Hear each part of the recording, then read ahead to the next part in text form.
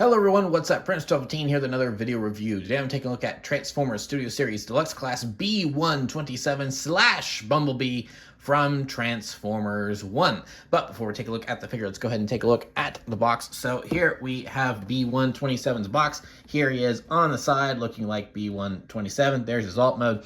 He is more than meets the eye. He transforms in 18 steps. He is for ages 8 and up. Of course, that's just a suggestion. They have to put that on there. Everyone loves Bumblebee. There is no age limit on loving Bumblebee. So, it's from Transformers Studio Series. He is from the movie Transformers 1. He is an Autobot. He is B-127, or as he'd later be known as Bumblebee. He's manufactured by Hasbro and Takara Tomy. On the side here, we have another look at Bumblebee. As you can see, same here, same thing here from a movie. On the side, Autobot symbol. He's a Deluxe class in several different languages. And then on the back here, we have everything that Bumblebee does.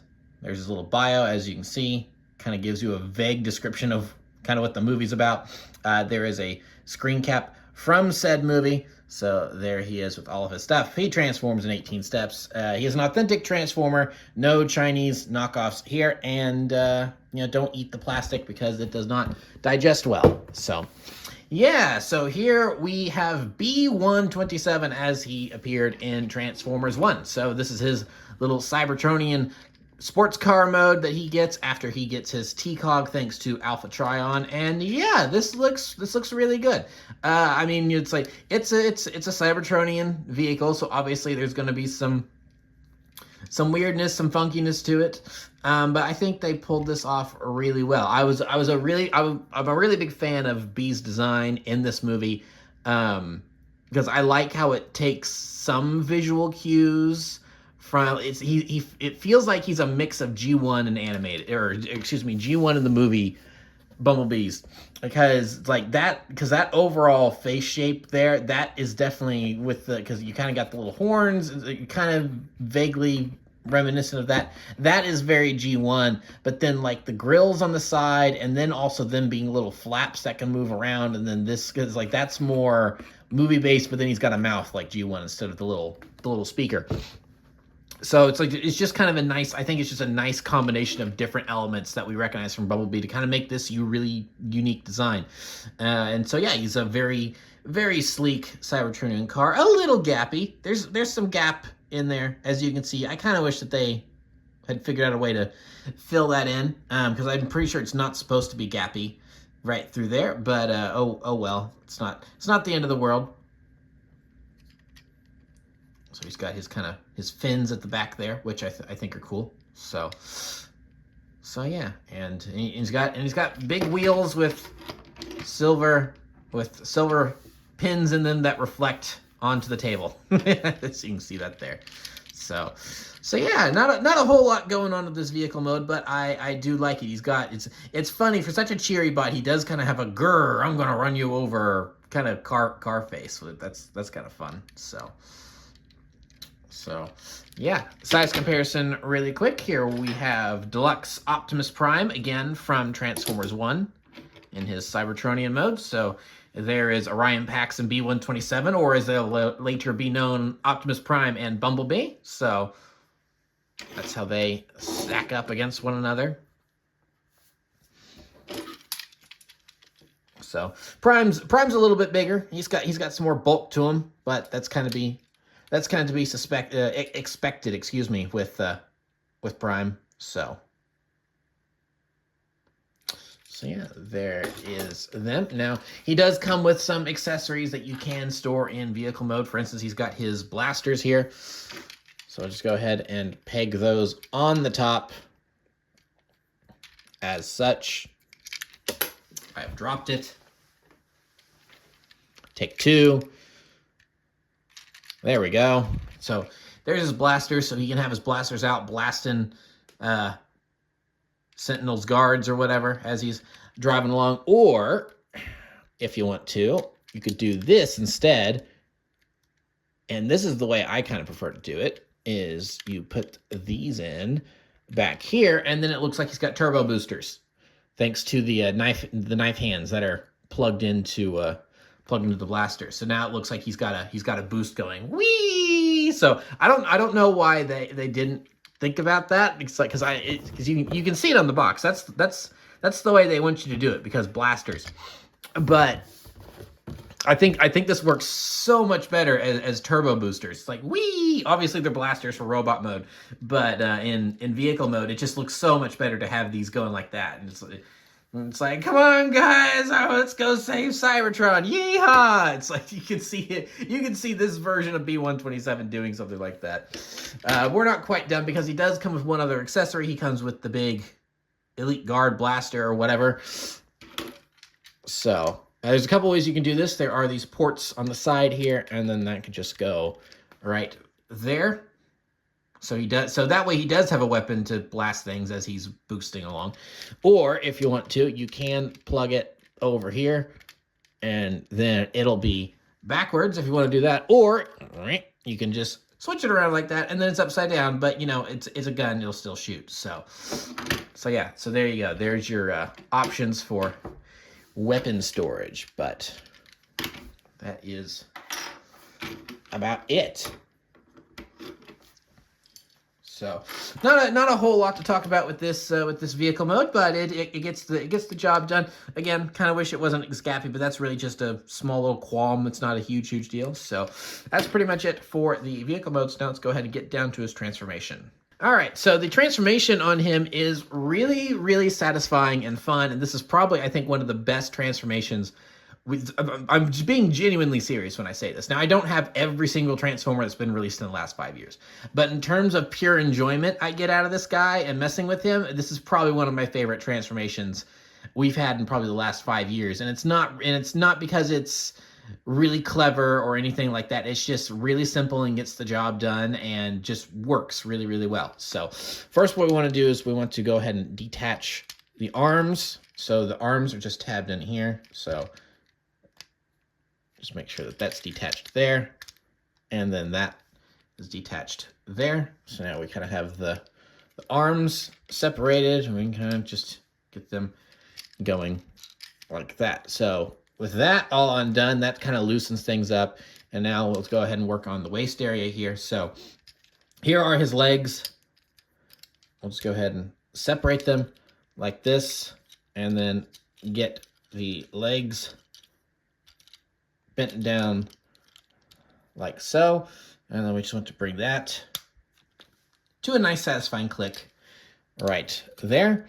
So now we want to take his foot and just bring it all back like so. That'll just tab him back there.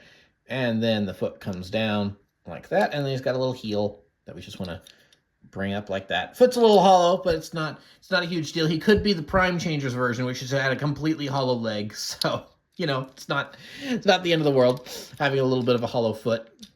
So again, just want to flip this up like so. And then just put that in right there. Now we'll go ahead and bring down the arms and just kind of leave them there for now. So now we want to take all of this and kind of get it separated like so. We want to get that flipped out. And then it helps if you do push the head forward just a little bit to get that cleared. And then that little bit will tab into that slot right there. And then boom, we've got that done. And we want to take this piece here, just fold it in like so, and then, oh, such a satisfying little click there. I love satisfying little clicks like that. So now we want to just bring up the arms on these double hinges. Just get them. That one's a little stubborn, but we got it there. And then we can twist around the arms so that way they are facing the front. And then we just want to take these panels here. And if you don't have fingernails like I do, they can be a little tricky, but they're not horrible. So just open up that panel to expose the hand. And the interesting thing about the hands is that this one opens up much easier. This one kind of gets stuck.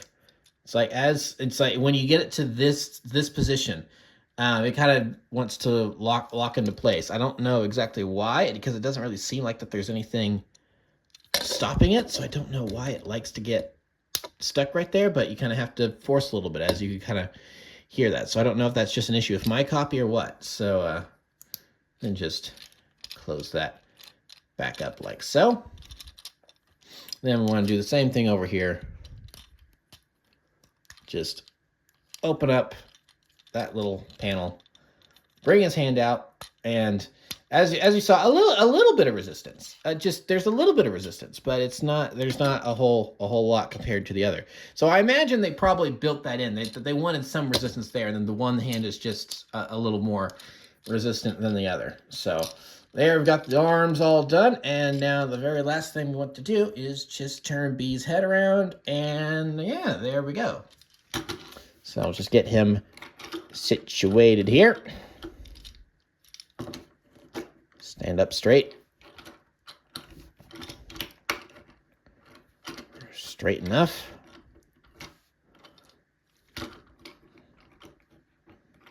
Okay. And there we go. Now we have B-127 in his robot mode. And yeah, he's a pretty good looking B-127. So get a closer look at all the details here.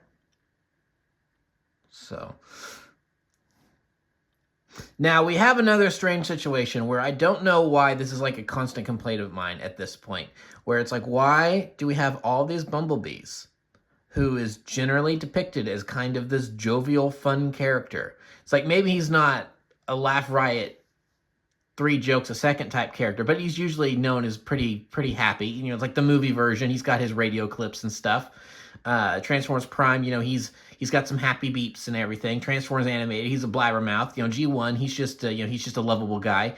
And then this one, you know, he really is a chatterbox and everything. He's always got this cheery disposition. So why, oh why, does Hasbro constantly make these stern-looking flat faces for Bumblebee? It's like, the movies, I get it, because he's got the radio mouth, so you know, there's not much you can do with that. But it's like, why is Studio Series 86 Bumblebee straight-faced and looking grumpy? It's like, why this is just kind of like a vague concerned look. Like, why does he have a vague concerned look? I don't think he should have a vague concerned look. He should kind of have a little cocky smile, because like that's what this character is. He's just running his mouth constantly. His mouth moves faster than he does. So I'm not a huge fan of the fact that his face is just very stone-faced like that, but oh well, I guess it's like that's some sort of weird Hasbro issue across the board, I guess, where it's like they just don't allow their characters to smile. Now, for some characters, it makes sense. I don't necessarily think Megatron should be smiling. He probably should have some sort of evil grimace on his face. A lot of the other Decepticons, yeah, they should kind of look scary and mean, but give Bumblebee a smile, for Pete's sake. He's Bumblebee. He's the kid appeal character. Make him happy. So, but that's really a minor complaint. A more kind of quote unquote real complaint, more of a really a nitpick, is the balancing, so to speak. Is that just the way the feet work? Is that sometimes it can be a little difficult to really get him to actually stand up straight, that's just a pet peeve thing of mine. It's not really a huge deal, because it's not like he's messed up or anything. It's like, you know, he's got joints and everything that will allow him to stand up straight. It's just a matter of getting him there. So if you have an issue standing him up straight, it's kind of more of a you issue, I guess, because he's got the joints for it. So you just gotta figure it out.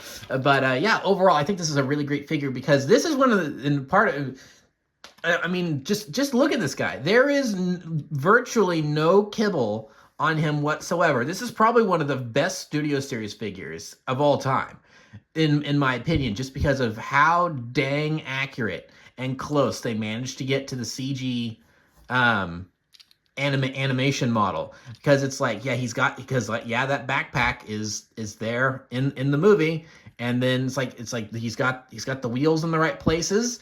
And I mean, okay, I guess the CG model doesn't have those ports on the back of the arms, but it's like, by golly, boy, did they nail this figure. I think this figure is just really amazing. Like, there's hardly any kibble to speak of whatsoever that's not there in the movie. And because I think a point of an issue with this figure could have been the way the legs work, where it's like these could have been all floppy and everything and just untab so easily. But no, it's a nice secure connection, and it folds up so nicely, and it doesn't really necessarily look like it's a big back of the car folded up on itself to make the legs and everything. I mean, when you know what you're doing, you're really looking at it, it's like, yeah, I can see the way the mechanism works and everything.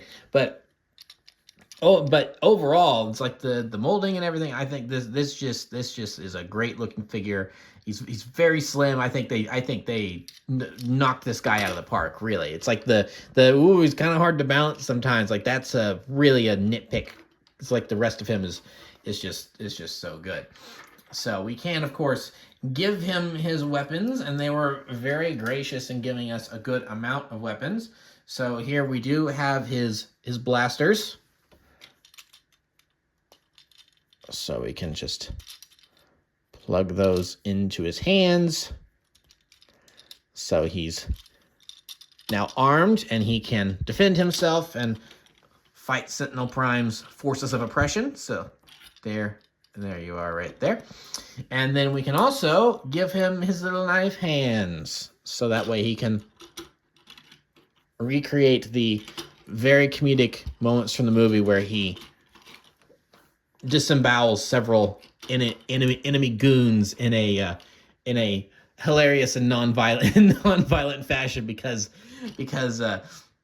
you know they're robots. So he's like, I've got knife hands. Hey, all right, I've got knife hands. So that's fun. Now this is an actual kind of gripe. It's probably my only gripe with the figure that's a legitimate gripe and not just a small little nitpick. It's like, ooh, you can't balance or whatever. And actually, and the like the not smiling face, that's also just kind of a nitpick. This is an actual legitimate gripe I have, is that they managed to get so close and do such a good job with the rest of the figure, but they couldn't figure out a way for you to give him the knife hands without the blasters. Like, if you want to give him the knife hands, you have to give him the blasters. I really wish that there was like a port or a tab or something like right here where that could plug in, so that way you could give him the knife hands without the blasters, because he can use the knife hands without the blasters, because this image right here, he's using the knife hands without the blasters, so you can see it right there. So yeah, I kind of wish that they had managed to figure that out, but it's not a huge deal. Like I said, I am labeling that as a legitimate gripe against this figure. But if that's my biggest, actually only legitimate gripe against this figure, I think we're doing pretty good. So yeah, and he looks pretty. I mean, it's just being able to pose him well enough, and just to have this kind of, this thing you recognize from the movie. It's like, whoa, I've got knife hands. It's like, I've got blasters too. Oh, this is so cool. It's like, hey guys, come here. The bad guys start running away. I really loved this version of Bumblebee in TF1. I thought he was so good. So yeah, and actually, it's like, if they're going to give him this flat face anyway, now that I'm thinking about it after looking at the back of the box, why didn't they just give him the face mask? I think it would have been cooler to give him the face mask. But yeah, so that's not all the weapons he has, though. And of course, you can just go ahead and store this on his back, same as before. So I guess you could actually then turn this into a jetpack if you wanted to. Same thing as, again, boosters, taking some Transformers animated inspiration. So let's go ahead and do that. Yeah, so we'll give him a jetpack. So this is his jetpack. So he's got his jetpack and his turbo boosters. So that's cool. So he can go wee. So while he's flying around going wee, then you can give him the big gun that Sentinel's forces have. And so now he's got the big gun, and he's flying around and going, how do I control this thing? This wasn't in the movie. We're improvising, but we're playing because it's a toy. That's what you're supposed to do. Pew, pew, pew, pew, pew, pew, pew. Oh, no, whoa. Okay, I'm falling down, but I'm okay. Yay. It's like this figure's just so fun to mess with and do stuff like that. Yeah, sit up box. There you go.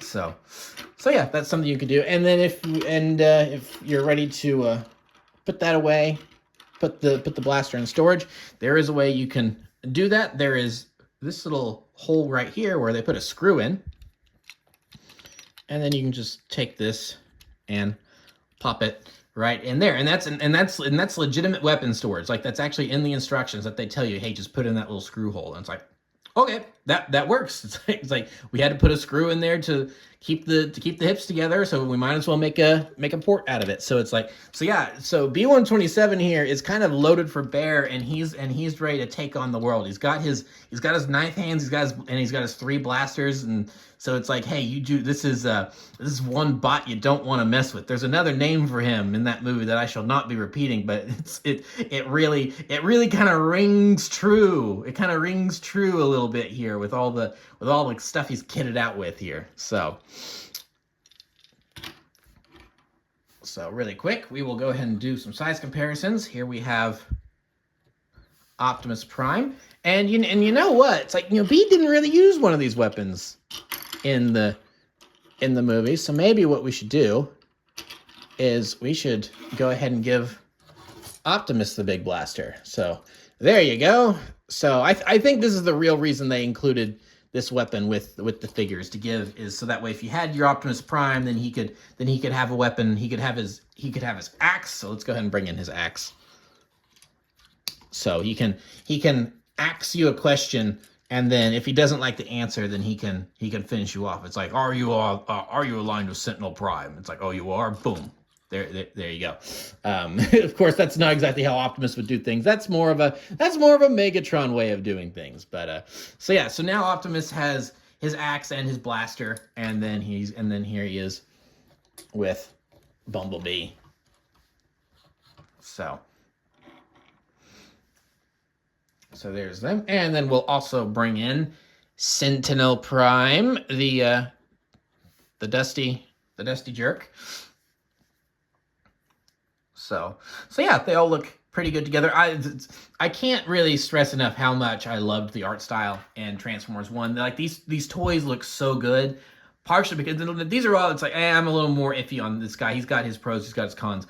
But these 2 guys are fantastic, and that's partially due to their designs. Their designs are just so good, and they translated so well to toys, and I'm so happy that we have these guys in this form here. So just go ahead and move them back off to the side. And yeah, so that's pretty much it for B-127 here. So I was kind of on the fence about getting this guy or not, but the day that this is going to be uploaded is going to be, give or take, the marking 1 year since Transformers 1 hit theaters. So I was on the fence about getting this guy. It's like, do I really need yet another Bumblebee? The answer is no. However, it's been a year since the movie's been out. It seems like a good toy. Okay, I'll get it just to commemorate it, whatever. And I was messing with him, and I just really very, very quickly fell in love with this figure. I'm so happy I picked him up. This is arguably one of my favorite Transformers of 2025 now. I think he's that good. Just the way they worked the engineering and everything, and the design. It's like, maybe he could be a little more gold, because he's a pretty much your standard Bumblebee yellow here, and he's supposed to be a little bit more gold in this form, but it's not the end of the world. That's not a huge deal. The gold paint probably would have been more expensive, and so they were able to give us the big extra blaster for Optimus and save some money by giving him just the regular yellow paint job. That's fine. I don't think that's a huge deal. So yeah, a couple small little quibbles, like I wish he was smiling, and knife hands would have been cool. But other than that, this is really a genuinely really, really great figure. This is a 10 out of 10 recommend for me. If you do not have yourself a B-127 and you want just a really great all around fun figure to mess with, looks great no matter what pose you really have him in, looks really close to the character model from the movie and everything, this is just a hands down great figure. I think the designers really knocked it out of the park with this guy. I'm so pleased with him. Definitely worth my money, personally speaking. So yeah, that is B-127. So, and that will be it for this review. So thank you for watching. Remember to like, comment, subscribe, all that great stuff. Remember to follow me on Twitter and Instagram. Those links are in the description below, and I'll see you guys next time. Thank you so much for watching, and goodbye.